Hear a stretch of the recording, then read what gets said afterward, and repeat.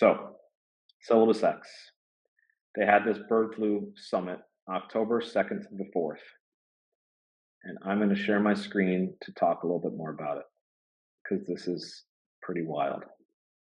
I really don't want to sound like a conspiracy theorist, but this is hard to ignore. All right, so DiseaseX hosted a conference about coronavirus, and they had a group discount, an early registration discount, if you registered by February 28th, 2020. When did COVID happen? And now DiseaseX has the Bird Flu Summit, which they're hosting in October 2024 with early registration deals if you register before June 28th, a couple weeks ago. And I would like to conclude that this is just about livestock and managing the bird flu within animals until you get to the details about this conference, talking about mass fatality management and morgue operations. I mean, look into it for yourself and you come to your own conclusions, but it's not looking good. Okay, so we watched this video. Then when this TikTok started getting more popular, I was like, all right, so I should look into this a little bit more. And I started looking into bird flu, but I didn't find out a whole lot. But I thought, okay, what else can I find out about the company that runs this conference? So according to their website, DiseaseX, a private held company headquartered in Reston, Virginia, is dedicated to orchestrating impactful conferences that go beyond more events, fostering continuous learning and tangible outcomes. So that's their quote about their company on their website. But I noticed it was right down the road from Washington, D.C., 22 miles.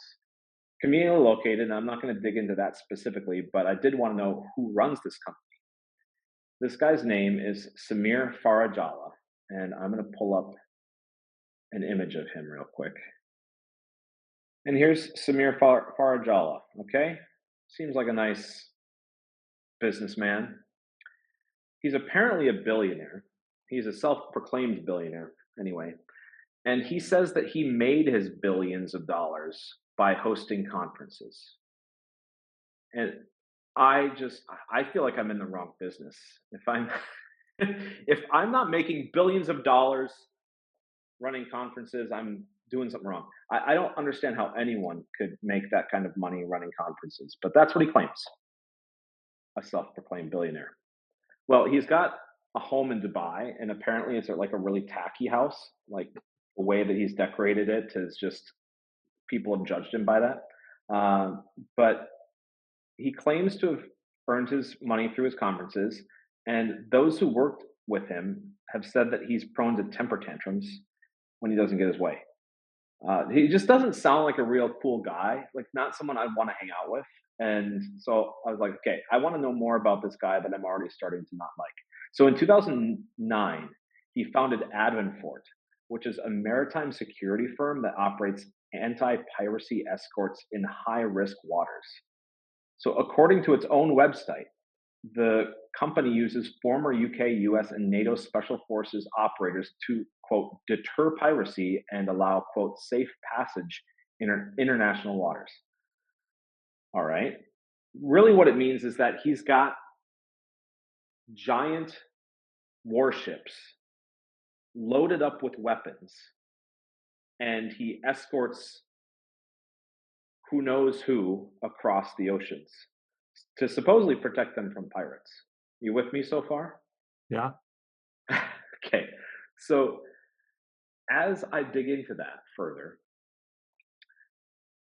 one of his private floating armories was accused of illegal arms running. Shocking. That to me seems like a more feasible way to achieve billions of dollars is to be an arms runner. But these accusations gained further traction when in 2013, one of his vessels, manned by a crew of 35, was, quote, boarded by Indian police and its crew arrested on suspicion of illegally possessing weapons and illegally taking on fuel. Okay, I've got the articles here for reference. So this guy started a company in 2009 to smuggle arms across international waters. Allegedly. Allegedly, thank you. And something that isn't alleged, however, is that he told one of his employees of Advanfort to go buy a bunch of guns and then sell them to Advanfort without documenting the sales of those weapons. And he was criminally prosecuted for that, or his company was anyway. So that's not alleged. So the guy clearly does some like shady stuff with weapons. Then he's got this floating armory that operates in international waters. And it gets weirder. So years after leaving his company, he left his company to his son. He also abandoned the arrested crew for reasons unknown, but he just left them to rot in the Indian jail cells. For 5 years, they spent time in prison in India. And he just kind of fell off the face of the earth and just left it to his son, said, "You clean up the mess because I don't want to deal with it." So he vanishes for a while and then comes back in 2020 as the CEO of DiseaseX. And I really can't find anything about him before 2020 and after 2014. So then I'm like, okay, well, what else can I find out about DiseaseX? Like, can I find any other employees that work for this company? I did find one, and his name, or at least Ahmed A, that's his name on LinkedIn because he's got a public LinkedIn profile. And he's the chief research officer at DiseaseX, and he's been there since, I think, 2018. So he was there prior to Farajala coming in as the CEO. Ahmed A. So here's Ahmed A. But that's not actually his name. He is the chief research officer at DiseaseX. And prior to that, look at where he worked. Advanfort Company for 6 years and 6 months. And he was the COO as of December 2013, right after the whole arrest and everything happened of the crew in Indian waters, right? But his name is not Ahmed A because it is Al Farajala. He's Samir Farajala's son. What? So the self-made billionaire, he left his company to his son, Ahmed A. Then Ahmed A ran Advanfort for a while until they went up belly up.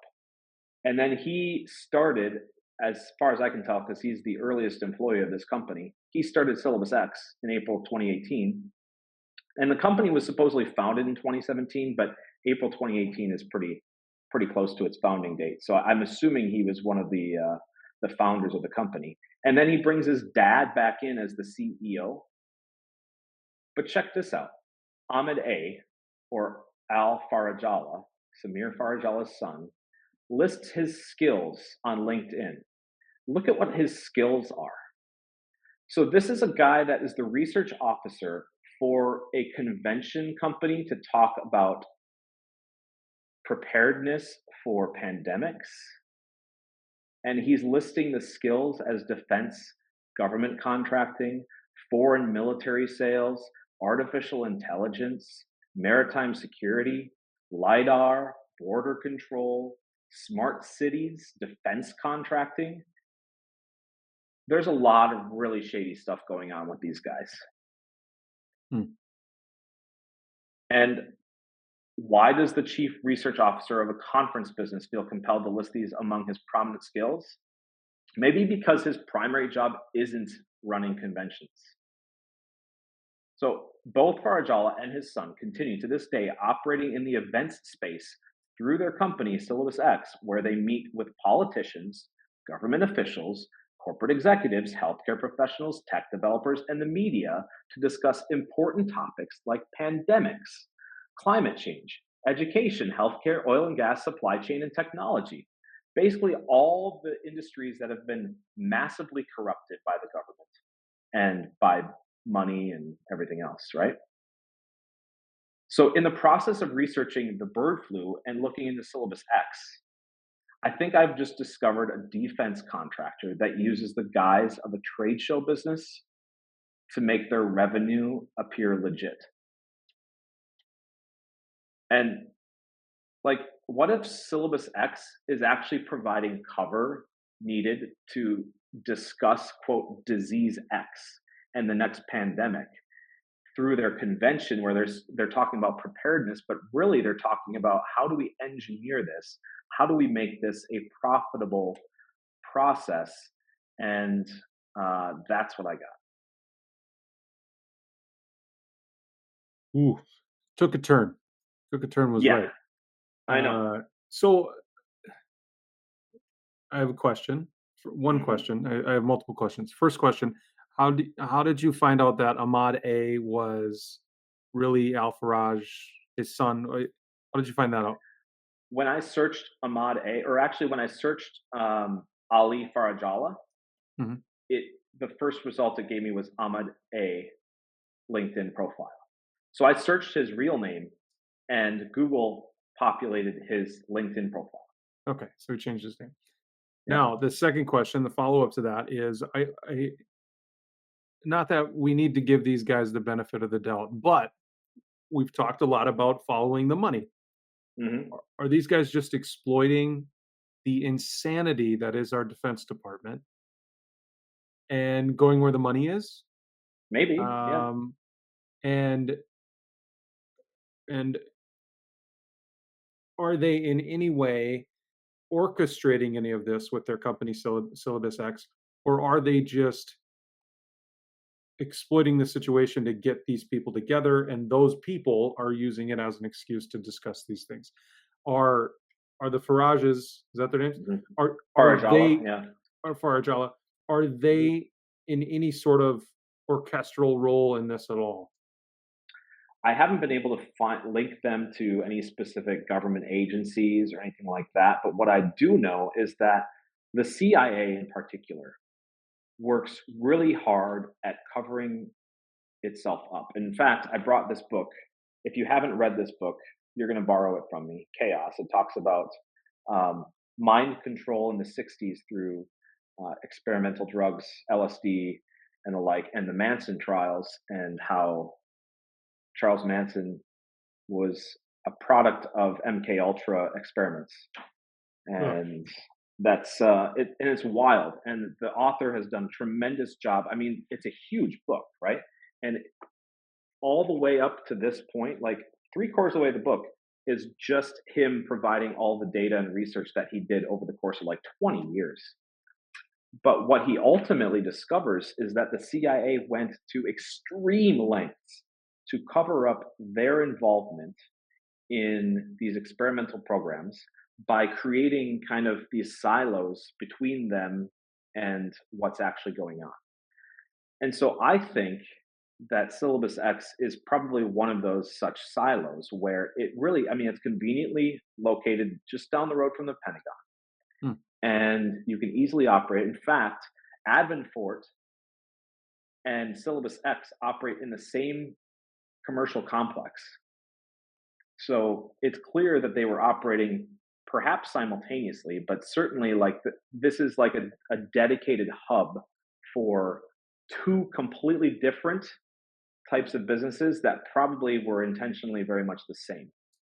Uh, so the CIA is probably, based on my interpretation of this information, using Syllabus X or has developed Syllabus X and contracted these guys to run it, or these guys sought it out on their own. But either way, it kind of is the same result, right? I don't remember the name of um, the lawsuit, but it was Biden versus someone, and it was regarding, I think it was versus Missouri, um, about how they intentionally suppressed information about COVID and Hmm. like were pressuring Facebook and other media outlets to not talk about certain things and really trying to manage the narrative a certain way. So we know that this happens. We have evidence of this happening. This book is another example of that happening. And I think that this Syllabus X is just another example of the government trying to control and manipulate. And it requires a lot of money for them to do those things. So they need to run these programs and these operations, smuggling. I mean, think about Vietnam with the opioids, and there's, I mean, throughout history, there's many examples of the CIA using these black projects as ways for them to source money without it being on the books. So I think that that's what's happening here is that there's a lot of illegal arms running done by these guys, that money funneled through our unelected officials in government. It got kicked back to them in large amounts because obviously the dude's wealthy. He's got a place in Dubai. He's got hundreds of millions or billions of dollars. And as a result, they are able to operate through him, but not be a government run program. Hmm. Yeah. Man, how much of this CIA controlled business is out there? There's probably a Well, lot. that's the thing. Probably have no idea, right? It's probably everywhere. That's the thing is like, I didn't intend to find this, right? Right. Like, my goal was just to learn about the bird flu Right. and syllabus X, and I'm like, oh yeah, maybe I'll find something interesting. I had no intention No. of discovering that this is potentially like this undercover operation, potentially by the CIA, that they are trying to funnel money through arms running, and also giving themselves a safe space to discuss pandemics. But that's what this is. And they can do it in broad daylight in this event because for most of the people attending this event, they're like doctors and they're like, oh, I'm going to learn some stuff. But there's private rooms hosting these conversations of other elected officials, unelected officials, CEOs, and other people that have a vested interest in profiting off of these types of catastrophic events.